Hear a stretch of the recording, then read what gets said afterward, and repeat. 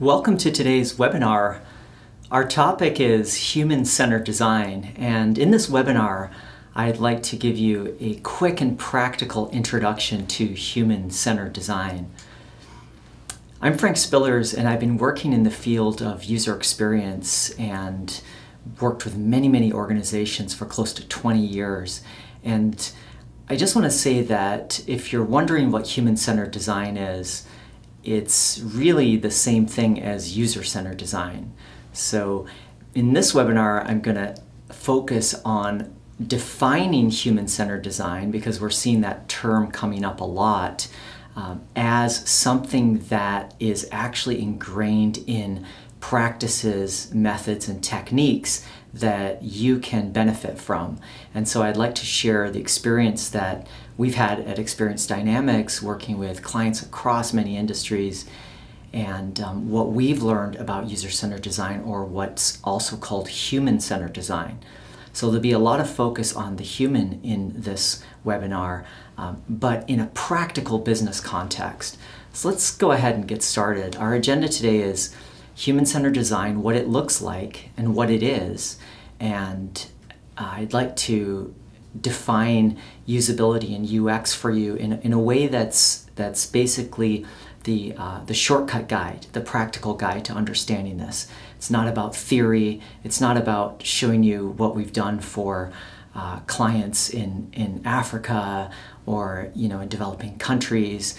That's the kind of stuff you see a lot when you hear about human-centered design. But I'd like to talk about human-centered design from its business advantage point and share some practical examples with you, some best practices, and also with an aim to seeing human-centered design as part of your organizational approach to defining quality software and quality products. And then we'll end the webinar with next steps or first steps for you if you're low on the UX maturity life cycle, which we'll also cover in this webinar. Let's go ahead and get started. So human-centered design, what it looks like from startups to enterprises. Now, one of the things that we can say for sure is that in human-centered design, the human's at the center. And here's the Wikipedia definition of HCD, or human-centered design. We're going to talk a little bit about Apple in this webinar. And Apple defines their style guides as human interface guidelines, and then they go into user-centered design guidelines. So whether you use the term human or user or person, I've run across people who don't like the word user, few people, not very many. I think most people in the industry settle on the user. The user is just a role that someone takes when they interact with your technology or your service or your platform, And the key here, though, is how do you understand this user or this human? We have ISO guidelines. ISO is kind of like the United Nations. It's great, and it's the international standard, but nobody listens to it. And so I don't think I've ever heard anybody take ISO seriously or follow ISO, in terms of method. So the key is not the theoretical version of UCD or HCD, but what actually is being practiced in key companies and what works, what actually works. So the key with human-centered design is that you help people, your customers, at all the steps of their problem-solving process. And I would say it's not just problem-solving, but also decision-making and sense-making, like how they make sense of stuff. I'll show you an example a little bit later from a company that is one of the hottest unicorns, with a crappy user experience to boot. And so, the other thing about human-centered design is we know that smooth interaction is at the center of the definition. And a lot of people call that ease of use, something we can measure. It's the usability of a system. It's something we measure from usability testing, right? So we use usability testing, having users actually go through our products and give us feedback, whether it's confusing, whether it's clear or intuitive as they use the interaction, the widget. Well, we know human-centered design, or UCD, or UX, as a UX designer. And the problem with your UX designer, if they're spending time sitting here at their desk with Photoshop, with Illustrator, then they're doing more experience and not enough user contact. You really need to put the U in UX designer, and most organizations just focus on the creative, our UX designer is cooking it up in the background, and that's not really UX design. Like, stop the presses. UX design is not something you sit down at a computer and do. It's something that you bring data from actual customer contact, and then you bring that to the computer as almost the second or later step in the UX design process. So UX design and human-centered design involves getting into the research that you observe from your customers and working with that as a decision-making tool internally. We also know that context is at the center of the definition of user-centered or human-centered design. Does your product fill the want and need, what we call desirability, right? If it doesn't have what someone desires, who cares if it's easy to use, right? That's the classic understanding from human-centered design, and now we're into 25 or 30 years of industry experience with user-centered or human-centered design.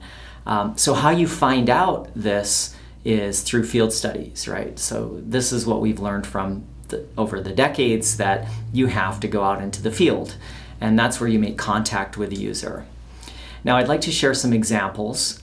These examples are based on the history of these companies. So Netflix, for example, started out with a strong user interface engineering group, is what they called it. And that was their UX team, basically. And they dominated the industry. They caused Blockbuster, the video stores in America, to close. And now they're one of the biggest, the most dominant streaming video source globally. So this is an image from Netflix. It's an older image of their kind of wall, and it reminds me of the video store wall, which is an interesting thing, because it's like they grab that metaphor of, we used to observe, or look at videos on a store shelf, and now here they are like this. I don't know if Amazon has mastered the similar thing. I find when I go into bookstores that I discover things that I don't discover on Amazon. So I'm not sure if Amazon has quite nailed that, but Amazon does well in other areas. The other example would be the Apple Watch. So Apple Watch is actually selling really well, and in 2017. And the caveat here is, now I just want to say the brand and the product line are very different, because iTunes is just junk, right? iTunes is Apple's kind of Achilles heel, but the Apple Watch is actually one of the most popular fitness tracking watches, but not as popular as it could be for Apple standards. So what are they doing in the new release of iOS in late 2017 is they are creating a more focused orientation. So it's just tracking fitness, and doesn't make the coffee and boil the tea kettle. It doesn't do all the things that it was designed to do. But remember, Google came out with a fitness tracker too, and it was very easy to use, I noticed. But Apple's watch had something different. And what it had different was emotion design. So emotion design is one of these secrets in human-centered design, because, hey, guess what? Humans are emotional users, and we'll talk about that as we define HCD practically going forward. Facebook is the other one. So Messenger. Facebook Messenger. So Facebook in the late 2017 now is the top growth company of all brands, with a 48% growth rate in 2017 alone. And one of the case studies that's being pointed to is the fact that they decoupled Messenger from the Facebook platform, and now Messenger has become a standard communication type for video, chatting, blah, blah, blah. So Facebook Messenger is good. Now, so users are trusting Facebook, even though Facebook's user experience in general has a lot to be desired from my perspective, but they have improved. Do you remember their whole privacy fiasco 6, 7, 8 years ago? And they slowly, incrementally improved that, and they finally have settled down, I think, with some of their user experience stuff on the regular Facebook thing. Meanwhile, Messenger is kind of rocking as this standalone application. Here's an example from DocuSign. DocuSign is about to go IPO, and it's considered one of the fastest growing unicorns in Silicon Valley. It's how you sign, documents. Now, I've used this software before, but just recently I didn't use it for a while and got back into using it. And it took me 5 times to send a document to be signed. That should not have happened. I sent something that had mistakes on it, and something that caused the other user to have mistakes as well. And this happened. This is a total of 5 times and multiple emails. And I was like, geez, it'd be easier to just walk over to this person's office and have them sign it physically. I could have, walked over there or gotten a taxi and gone across town to get the signature, honestly, for the amount of hassle. The first thing here, so they got the task right, get her sign or get a new signature, but send an envelope? Really? What is an envelope? An envelope is a problem of too many meetings internally. It's a metaphor that they decided internally was a good thing. What is an envelope? That's a real world analogy that makes no sense at all. So of course, most users that I've asked to test this with, doing my own little research, sign a document, right? The obvious choice, sign a document. But the problem is, sign a document sends you down a path where only you can sign the document and you can't share it with the other user. So here's a unicorn, right? So my point is that human-centered design is not a magic wand. It actually involves a lot of levels of quality delivery, and I'm going to talk about that in just a second. A few more examples, just to balance the good with the bad. Not all of Microsoft, but specifically the Surface Pro. So we bought a Surface Pro about a month ago.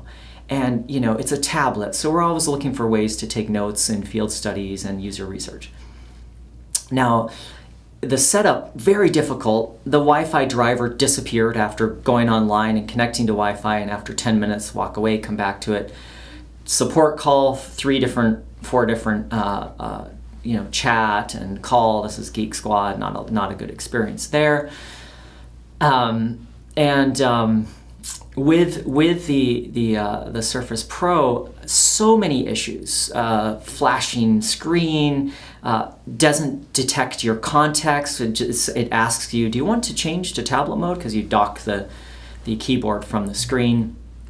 And, just ridiculous. The stylus not for sale with it, doesn't come with it. Okay, it's separate, not available, sold out, you couldn't get it, the whole experience of buying it through Best Buy was a nightmare. So the whole user journey, and you'll see this is one of the keys, if you map that whole user journey of touch points from the store to online, trying to buy it online, going to the store, trying to get help within the store, getting the right person, getting sold the right thing, getting the accessories that you need with it, all the way through this whole journey, and complete nightmare. Now, Consumer Reports, a couple days after we bought this, downgraded the Surface Pro to not recommended status because they said after a year it's hardware. So the hardware actually is more the software that's in the hardware. The hardware itself, beautiful. Hardware, beautiful, and I actually know the UX team that designed that at Microsoft, a friend of mine, so I'm very excited to get my hands on this brand new Surface Pro. And but the software side of it, just indicating that Microsoft in this particular product did not ship quality to the degree where the usability, but also basic hardware quality with Windows 10, not there, not playing. Shameful, actually, really shameful. It's like 1990 standards of quality. So you get the idea. The other one is with VR. So Steam, if you get into VR, we do VR testing at Experience Dynamics, and Steam wants to update itself every 20 minutes or so. It's ridiculous. So we did a test recently where we couldn't get through 2 hours of testing because we had 6 or 7 Steam updates in between, So Steam is really clunky, and downloading games and experience, things you can experience on Steam, really clunky. It's stuck in a gamer or sort of developer paradigm, really old school, not ready for prime time for consumers to start updating that. So it's an example of, yes, it's the standard in the industry, and Steam is for content with VR, especially for the Vive VR system, but a real blocker to adoption. Again, ridiculous.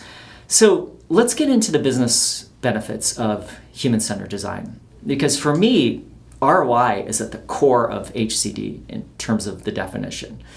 There are very few experiences where you design something just to empower the user, right? Very few. And some of those, an example of those is what's called social design, where you're essentially developing a product, for example, for the developing world, helping, solar or water, some type of innovative solution that actually makes a difference. And you're truly empowering the community and the people in the community. That's pretty rare. Most of UCD, HCD occurs in business context, and it could be a B2B study, right? Which is why the term user experience or user-centered design is used over human-centered design in most cases, because it's just more practical in a business language context, right? But we know that if you do early on prototyping, and if you flesh out requirements and you understand users' needs, that later on in the development cycle, you can save time. I don't know how many development teams I've worked with that said, wow, Frank, it's really great to have all the user requirements validated and documented before we started coding. That doesn't happen very often. Or if it does, it's piecemeal and it's through an agile process, and it's MVP'd, and you don't even know if the most viable product is the most usable or the most desirable product. It's really MDP or MUP. Viable is really about desirable and then usable. Those are, if you're injecting UX into your definition of MVP as well, you should, because MVP comes from the whole lean startup or the whole lean UX approach. So you can save money. That's well documented. There are books written about ROI when it comes to using the techniques of human-centered design. We know that the key here is user adoption. Users, they just don't use features. You can spend all this time on all these wonderful features and users just don't use them. The classic is Microsoft Word or Excel or PowerPoint or Outlook or fill in the blank with all the many software tools that maybe you touch but you don't use 70-80% of the functionality. But this statistic kind of knocked me out when I saw this. I was like, what? 70% of projects fail due to lack of user acceptance, and 72% of organizations say to realize value in their organization, user adoption is key. So it's all about the user, hence human-centered design, right? Well, one of the important things is that humans are context sensitive as users. And what that means is that you have to determine what the context is for your product. You have to detect that. You have to observe that and pull that in. And, here's a context-sensitive menu. So, you're going through, and it's a radial menu, a pie menu. Works really well, has a really high degree of usability. And these are used in various places. They're coming back into VR and augmented reality, which is nice. They're useful in tablets. We've used them on web applications for financial services applications, for example, believe it or not. Tested it, right? Made sure that it works. It's not a whiz bang. It's not about inventing cool things per se. The innovation in human-centered design comes from these contextual visits where you go out in the field, where when we were helping a team with mobile purchasing, mobile buyer-seller application in Kenya, we had to get into the mindset of the farmer that had to walk 2 kilometers to get charged for their mobile phone, and their mobile phone was a shared entity that was passed around as well. And so what does the experience look like with those kind of conditions? And what's the equivalent for you? What are your users do? What environment do they live in? What are their conditions and constraints? And it's important to nail that. That's key to just a basic UX definition. We also know that users or humans are cognitive in nature, that they bring expectations and assumptions. They are people that, people shortcut because they are thinking of other things. They're not having to relearn all the time, and that's why they're habitual. And understanding what those habits are become your defaults in your UI. So this very, very practical use of intercepting your user behavior, intercepting their culture, their, what they're doing, their habits, their practices, their rules, bringing that into your software development, product development process is really the spirit of UCD. Now, we also know that humans are social in nature, that status, privacy, reputation, reciprocity, these kinds of things. There are many other aspects to social UX, but determining what the social needs are for your application, hugely important. Humans are emotional users. I mentioned that earlier. And we have to be comfortable with the words desirability and the words pleasurability. I once did a pleasurability training on emotion design for a team, and they're like, what is this? The word pleasurability is not often used in business, but it's essentially joy of use. Putting a smile on your user's face is how they feel good about your brand or about your application, your site, and how they come back, and how they stop calling support and how they stop digging around and looking for help or feeling frustrated and so forth and so on. We also know that most of human experience that we're supporting online is, or in products, is about decision support. So this is two-way. It's your designers making decisions and then your users making decisions, like purchase decisions, for example. And it may just be decisions about what to do with data in front of them, like in a B2B or in a enterprise context. It's not just about purchase decisions in e-commerce. But the key about decision making is that your designers, if they're not making contact with your users, then they're biased. They need data to make decisions. They need outside-in data to make decisions. That's critical. So some of the business results that we've seen over the years, and it's not all a rosy picture, and I'm going to share some examples of that in a minute. It really comes down to a thorough and complete, systematic, reproducible process that you can leverage within your organization. That's the key. So we've seen, 400% increase in sales after 30 days of launch. That's a really big number. But it was through a methodical, understanding purchase decision process, bringing that in to prototyping and testing that, validating that. Another product, same process, human-centered design process, best in show for the product right before it went live. And then conversion lifts 10 to 90%, 83%, and revenue boost. So really tangible, practical results that we've seen with this process with clients that we've worked with. Now, I've been in the industry many years, so I can tell you from a trenches perspective, it's not all a rosy picture at all. Let's talk about some of those best practices. If you're shipping quality first, right? If quality is the key, and Jared Spool, the web usability guru, said that your quality is related proportionally to how much contact you make with your users, right? So the question here is, for the user, is, did you understand me when you conceived it? So that's business teams making decisions about what's coming, and then business analysts documenting those requirements. So when you document those, did you understand me? And when you designed it, did you understand me? And when you shipped it, did you understand me?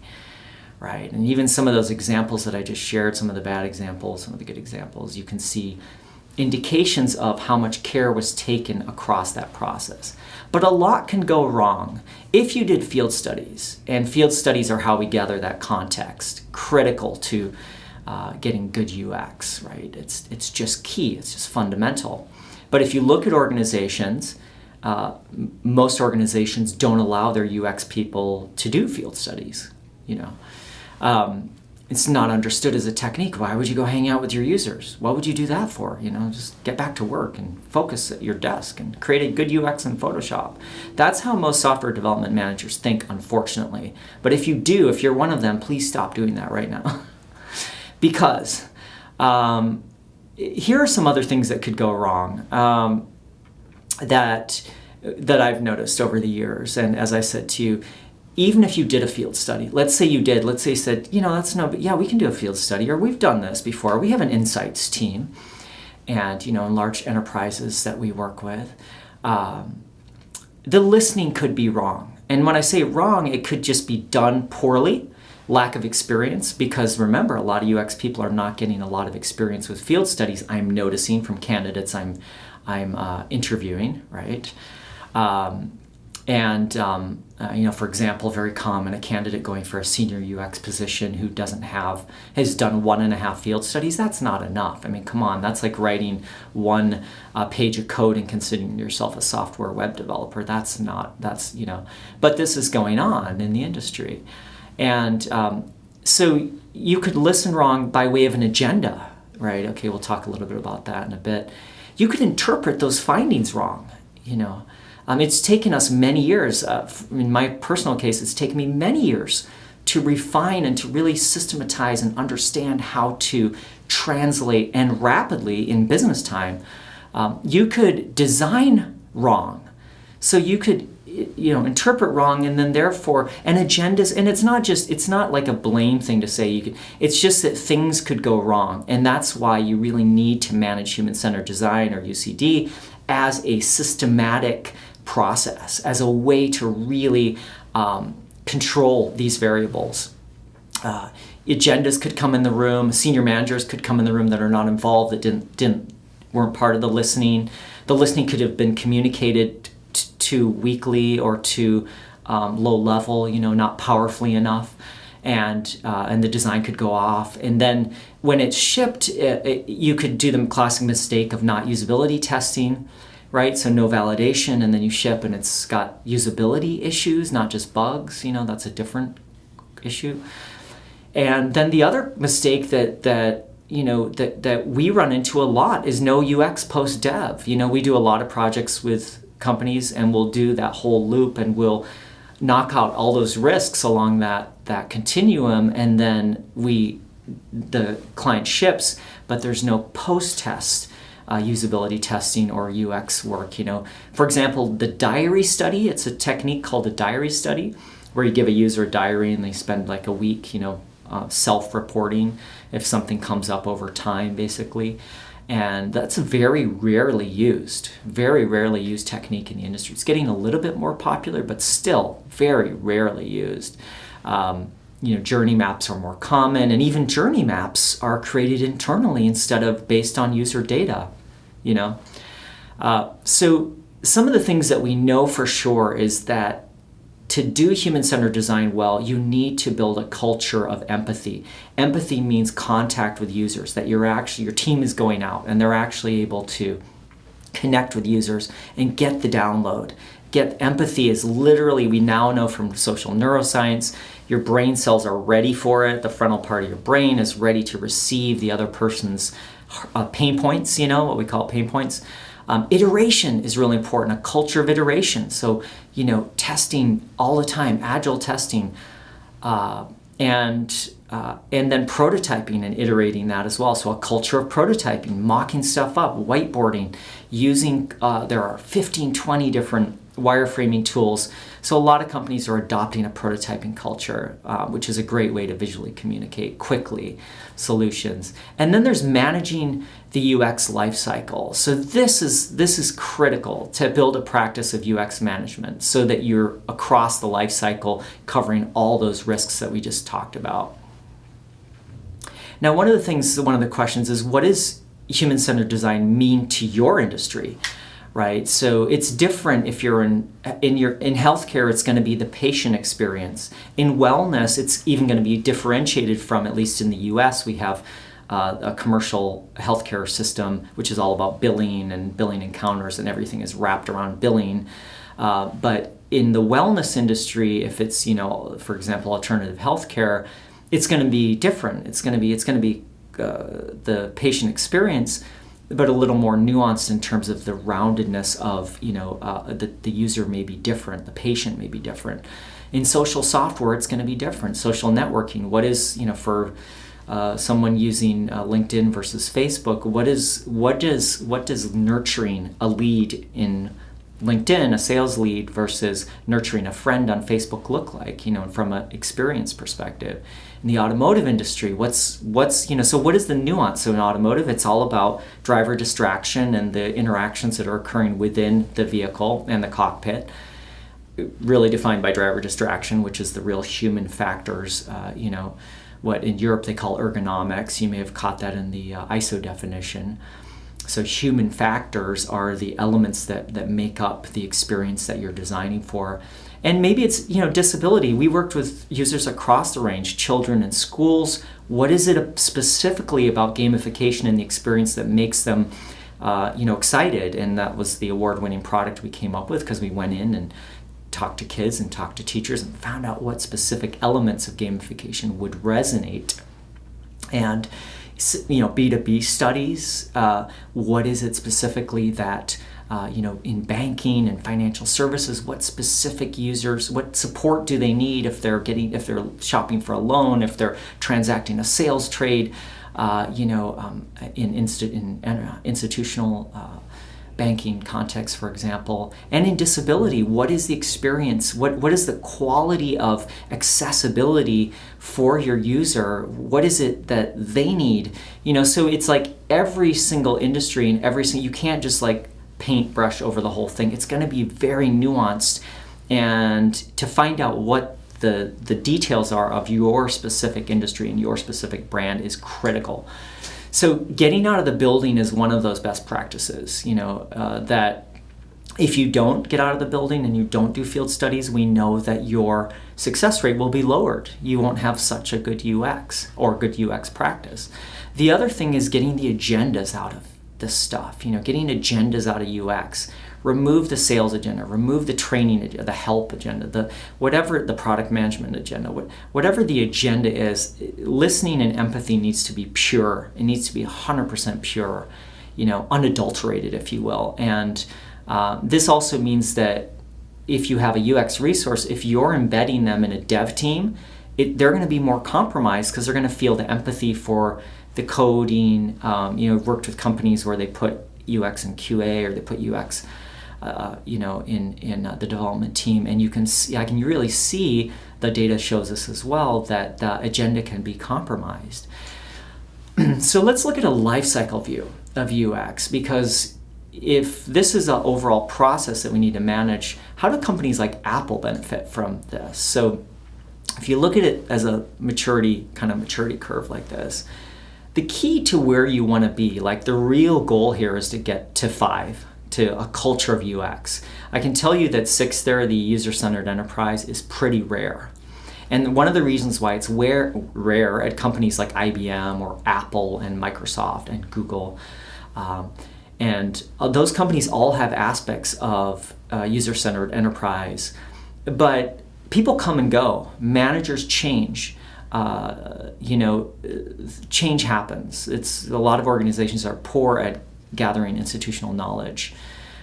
Industries change. Like for example, Silicon Valley's been blessed with the UX intelligence that's poured out of places like Yahoo and Mozilla. A lot of great UX work for years, and those guys just went over to Apple and over to Google. So, new leadership comes in. For example, Microsoft just a year or two ago got a UX czar, UX director, Uber director, so like a CXO, Chief Experience Officer type of level. And so that's changing things, but still you see issues even in something which should be a good product like the Surface Pro, which we promptly returned to the store for a refund because we weren't able to use the thing. But Microsoft does a lot of, they're on paper, they're a very strong company. So it's not the whole organization. It depends on the line of business and the product. The key from a business standpoint, if you're a senior manager or executive listening to this, is that you want alignment across your organization. And if you're a startup and you think, oh, we can do that, we're small, we're nimble, we're agile. Some of the worst UX I've seen come from startups, and one of the reasons is because startups are so sloppy. They typically are stuck in skunkworks. They typically use a resource, dump it, a one-time consultant. So it's not necessarily, you're not gifted just because the industry you're in.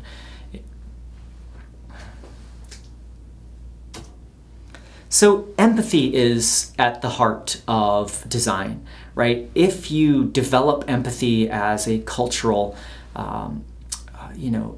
attribute, so that your team is going out, if you don't have empathy, this is Tim Brown, then your designs will suck, basically. He developed, or IDEO developed the first Apple mouse, actually. And he's evangelized human-centered design, and IDEO has evangelized human-centered design, more in the direction of social design, But for IDEO, and one of the things that they bring to this discussion is design thinking. So look at design thinking, because design thinking is essentially human-centered design. It's 100% human-centered design, operationalized with really practical and fun and frame-breaking, groundbreaking, frame-breaking, innovative ways of approaching problems. It's totally critical to any organization's approach to problem solving. And guess what's at the heart of design thinking? Empathy. It's 100% starting with empathy, and then you prototype from there, and then you validate, so you're constantly listening and bouncing off your users. So where to begin? Let's get into some practical steps. So the first thing is repair, right? So fix. If you have problematic experiences, like the envelope thing I shared with you, the DocuSign thing, silly thing, the fact you can sign a document yourself. Why would you want to do that? The whole point of document signing is co-signing. It's rare that you would just sign it yourself. If you're going to do that, do it at your desk or with a tablet. Why instantiate DocuSign? DocuSign is for document signing for lawyers and for businesses to do that, with each other. So repair broken things like that, and then elevate. Start to measure. Start to get metrics. Start to look at things that are working and bring the bright spots to those. We always do a quick win when we start an engagement with a client, and it's a multi-year engagement. We'll show a project that really works. So get some confidence, build that in, take some best practices. Most companies kind of stop there, but the key is to optimize and develop more sophisticated toolkits. And so you can do this systematically, and consistently across time and across projects and across products. Right? So it's not just siloed innovation like you see in a lot of companies. But if you develop that culture of empathy and iteration and prototyping and validation and management, so that you're managing, so you can actually jump past some of those life cycle traps and go right up to prime, to peak, to the culture or to the user-centered enterprise. I mean, that's the key. And finally, it's to differentiate. So once you develop that discipline, differentiate your practice. And that means doing, ROI studies. It means, using advanced techniques. It means using user journeys across the whole company. There are a lot of companies that are using user journeys to get through the whole organization from end to end. Like I talked about, that experience from starting with shopping, going to Best Buy, calling their tech support, setting up the laptop, and all the way through. How much, that's a lot. That's a lot of the organization. That touches call centers. So merging your customer experience with your user experience, measurement and management, and aligning those so that product and customer experience are on the same page is really, really important. You see organizations like USAA doing that. You see Apple doing that. Apple's doing really well. Their iCloud is actually selling really well. Their US-based sales of iPhones are, they've managed to dominate pretty well with that particular product. So you see examples across the sphere. Companies like SunTrust and State Farm also measure many different things, map them out, and find out what they need to discover empathy-wise and requirements-wise and bring that in. So I think the final thing that I see many organizations not doing enough of is it's that vetting that we talked about, bright spot analysis, user journeys, a good way, personas, if used right, have a good place at the table there, is analyze and measure. So take your customer experience metrics. NPS is fine, but NPS is not useful from a UX perspective, right? So from a UX perspective, we need ease of use scorecards, we need customer satisfaction scorecards, though they're not, it's opinion driven, so we're all about behavior with human-centered design, user-centered design. So but what is the functionality of our products? How is that trending? To see a scorecard across all of your products or across the features on a given product, if you only have one, if you're a startup, for example, what does that look like? And as you measure it over time, what is the emotion score? Many UX folks and many UX firms are completely out of the picture with regard to emotion. Now, emotion is something you can track and measure. And to see that across the enterprise as a scorecard, to see what emotions are dominant from your users, really important.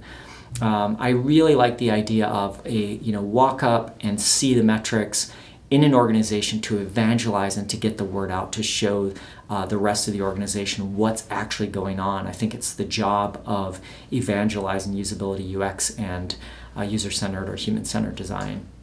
All right, so that's the end of this webinar. I hope that you enjoyed the contents here, and we'll take some questions online, and we'll answer those in just a few minutes here. Thanks a lot.